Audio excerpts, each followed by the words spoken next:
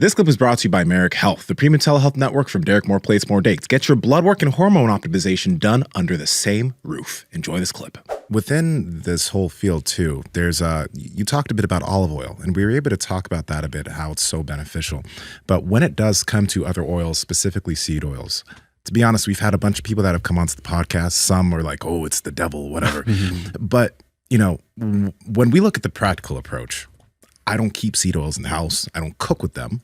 If I go out to a restaurant, I will eat whatever the fuck I want to eat because I know that I'm not over consuming it. How do you look at seed oils? Like, are we missing it because we're actually intaking it when we eat out? Like, is it as important as people say it is? To be honest, my approach is identical to yours. I don't bring them into my house. Why would you? I mean, I use extra virgin olive oil. Also, the Mind diet, which is an imperfect sort of dietary pattern, but it's the one that, you know, there's good epidemiologic evidence on that being associated with reduced risk for cognitive decline. The only oil that is recommended in that dietary pattern is extra virgin olive oil. If you go to the Mediterranean region of the world, they're not using extra virgin olive oil. There's no, as far as I know, long-lived population for whom which seed oils make up a significant part of the diet. Yeah.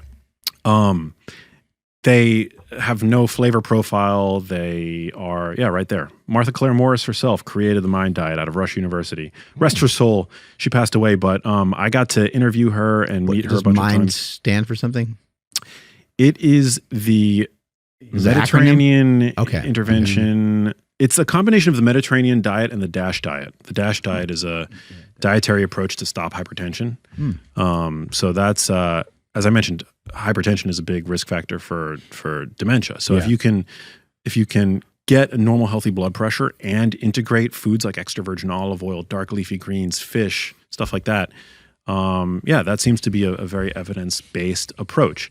Where I've sort of tweaked it is, you know, these approaches tend to be very grain-based, but, you know, I don't think that the Mediterranean diet is beneficial because of grains. I think it's beneficial in spite of grains. Okay. I'm not saying that grains are bad or anything like that, but, you know, I think that like you can improve it by reducing grain consumption, especially here in the States. Grains tend to be ultra processed and, you know, empty calories for most people. And I also think that I'm also pretty unapologetic in embracing red meat as a brain healthy food. I think that red meat is very beneficial. But going back to seed oils, so yeah, there's no good reason to integrate them. I mean, that's like starting at like level 1. There's no good reason to introduce them into your diet. If you have extra virgin olive oil and if you have avocado oil, which is like a close second in terms of like a good, you know, solid cooking oil with like no flavor profile. But I do think that we do need to look at these oils critically as they are novel foods that didn't exist in the human food supply prior to less than 100 years ago. And we know that our diets are now saturated in these kinds of fats, which are chemically very unstable.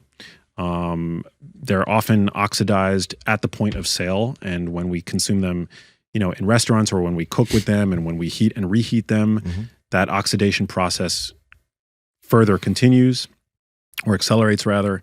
We know that various oxidation byproducts like certain aldehydes are not healthy. They're mutagenic, cancer, you know, can potentially be cancer causing.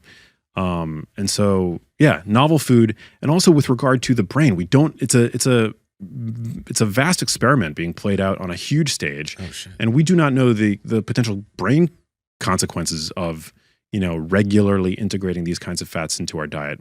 At the turn of the century, they made up about less than 2.5%, I think, of our total daily calories. And now they're about 7.5%. So we're consuming about 3 times as much, you know, in terms of their calorie contribution. And yeah, we don't know like what they're doing to the brain. The brain is made up of polyunsaturated fats for the most part, omega-6 and omega-3 fats. The brain also happens to be a crucible for oxidative stress. And then you're regularly ingesting these fats that are stripped from their whole food form. They're deprived of the antioxidants that they're normally bound with in whole foods. We're heating them, we're cooking with them, we're, you know, keeping them out exposed to oxygen, and then we're ingesting them. I just don't think it's, you know, without making any crazy claims, I think that we need to just have a little bit of caution about them, you know? Now, granted, when people become more mindful of them and they start cutting them out, they're going to be cutting out a lot of ultra-processed foods.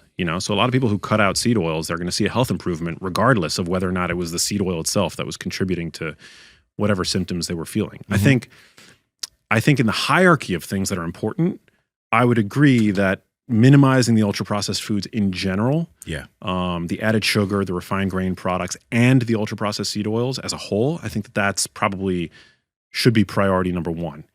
And then, obviously like exercise and making sure that your sleep is on point. All those I think are probably a lot more important than like just isolating the seed oils and going after that. But I do think that I do think that they play a role. Yeah. When you produce them, you create a small but significant amount of trans fats in these oils. And they might not be acutely inflammatory, but again, chronically, I don't think we know. And we do know that first of all, there's no, the nutritional and medical orthodoxy, I think, loves them because compared to saturated fat, they will reduce LDL cholesterol. But meta-analyses don't show that coincides with any outcome-based improvement. Like there's no, like their use is not associated with reduced risk for cardiovascular disease or anything like that. So again, I just don't see any valid reason to incorporate them, and I choose to avoid them. Hey guys, if you like this clip, go ahead and comment down below and let us know what you liked about it. All right, share this with a friend, make sure to subscribe to the channel, and also we are on Reddit and Discord. All that's down below. All our sponsors and everyone that supports us down below there too, so you can get whatever you like from us. All right, peace.